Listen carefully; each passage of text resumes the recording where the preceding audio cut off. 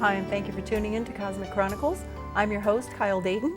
We're pleased to have as our guest this hour, retired Lieutenant Colonel Wendell C. Stevens, here my cat's got my tongue, and also Rick Keefe. Rick Keefe is a video journalist on the quest for answers, as Wendell as well. Wendell has been researching for over 50 years into the UFO phenomenon. Rick is also a video journalist into the subject, also getting into, a little bit of government conspiracy, which you'll learn today here. Rick was born and raised right here in Tucson. Yeah. He is the creator and editor of the website www.ufohypothesis.com.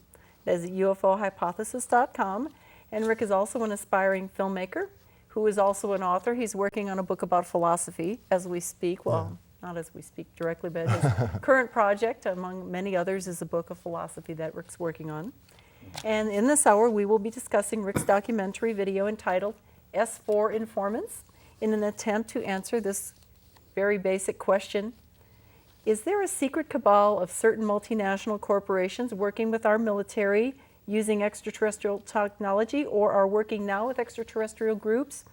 And has a separate government within the United States enacting above the law been created by this cabal? All right, and let me see, where do we start here? Rick and Wendell, we thank you very much for being guests on the show, and thank you. It's good to see you again, Wendell. I would say that's exactly what we see, that we see a government behind the government controlling affairs. Well, we're gonna hammer home with the facts and the information this hour, and I'm looking forward to having the talk on the show. And welcome again, and Rick, welcome to you. Thank you. I'm excited to have the opportunity. This is the first time this Connor O'Ryan case is going to be discussed on live television, and only the second time ever Wendell's talked about it in public, the first time being in 2001 at the International UFO Congress, and he's never given another lecture on it since, and I think this is a really important case, and I'm glad to have the opportunity to be able to talk about it. Well, we are too, actually. Here, Rick, to start here. Cat's got my sorry, I'm just getting over, I think, a cold, and the cough is bad. All right, what is S4? S4 is a laboratory facility. 4 levels are to us through a variety of informers. It's within the Area 51 confines in southern Nevada, northwest of the Nellis Air Force Base Range. And it's about 8.5 to 10 miles, I think, to the southwest of Groom Lake Naval Airfield. And S4 is alongside the southern border of the Papoose mountain range, right next to the Papoose dry lake bed there. And what makes basically S4 at Area 51 so special? What do you think, Wendell? Well, it appears that was designated way back at the end of Project Red Light as a place to store captured alien extraterrestrial vehicles. And they began to accumulate them in big tunnels between Groom Lake and S4. There's a number of them out there now.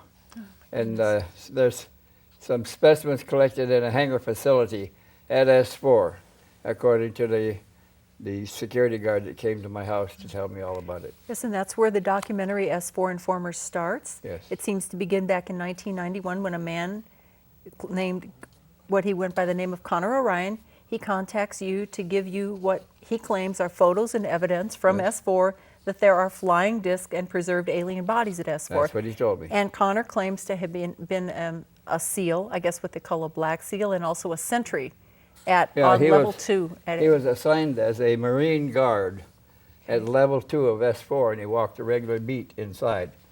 And they worked on duty 4 hours and off 8 hours, on 4 hours and off 8 hours. So their schedules were constantly changing. And they had a sergeant of the guard that supervised their patrolling their beats, and they lived that way. They lived inside. They slept in the facility. Their meals were catered into them, and then the leftovers taken out. They weren't allowed to talk to each other. When they were initially assigned there, their names were taken away, and they were given numbers. Connor O'Ryan's number fit right in with 4 other numbers that, in sequence, showing that those 4 men came in together from different locations, all unknown to each other, all simultaneously assigned to the same facility.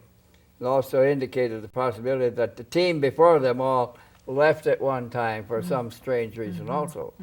And Connor O'Ryan had a big claim too. He said that one of these photographs showed, who was the Secretary of Dick Defense? Cheney Dick standing Cheney. in front of a bay, one of the hangar bays, with another man in a white coat looking at a UFO, a flying disc stored in that bay. Man, now that would be something. So that's something. This was a full 9 years, I believe, before Dick Cheney was vice president. Yes. All right. And Connor O'Ryan also claimed that S4 was referred to as the museum. Why is that? He said that internally they called it the museum, that there were other craft and bodies stored elsewhere that were more important and more recent than the ones in the museum. Oh, goodness. And Connor O'Ryan, he told you that at S4 Level 2, where he was a sentry there, that there are 7 preserved alien bodies and 7 flying discs, including a disc, quoting him, and he got this on video too, saying this on your documentary, that this disc was apparently brought from the southwest U.S. and was apparently buried deep in rock sediment, at least 1,000 to 2,000 years old. And O'Ryan also produces a drawing of that disc on camera, and he said that some of the craft there didn't fog up, there was never any dust residue on them, and at least some of the discs had some kind of strongly magnetic properties on it, so strong that they had to slick their hair down with baby oil to keep from to keep from having their hair stand on end. Yeah. Is that true?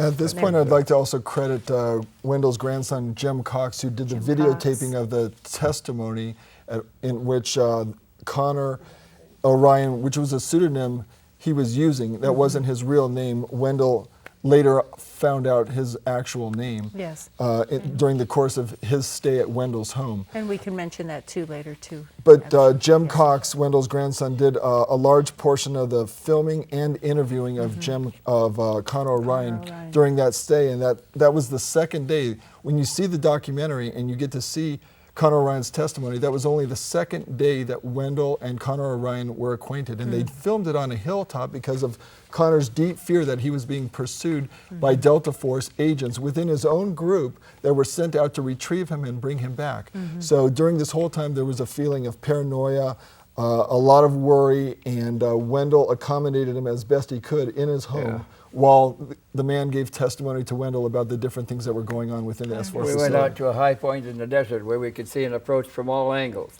all directions, and interviewed him there, where nobody could frustrate the interviewer to get in on it. Yes, I understand. And then we carefully secreted it so nobody would find out anything about it, and it was safely guarded by the Sheriff's Department. I had a question when you mentioned Project Red Light, what is that?